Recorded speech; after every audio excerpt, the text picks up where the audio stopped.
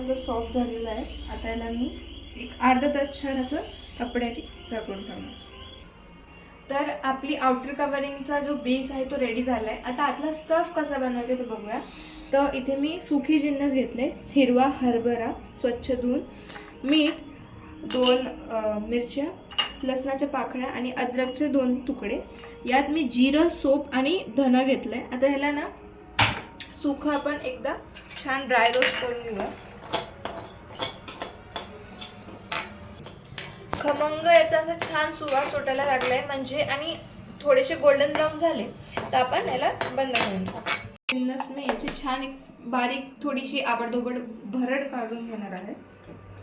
छान अशी एक भरड रेडी केली. आता अद्रक, लसूण आणि मिरचीचा आपण ठेचा बनवून घेऊया. तिखट तुम्हाला मिरची हवी तर एक्स्ट्रा टाकू शकता, असं काही प्रॉब्लेम नाही.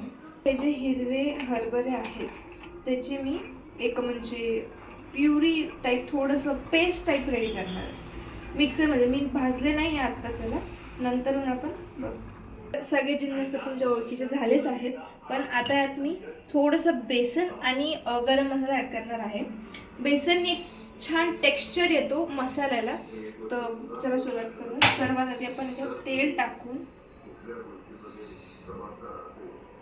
तर यात आता मी मिरची, अद्रक, लसणाची जी पेस्ट केली ती छान एक फ्राय करून घेणार आहे तेलात.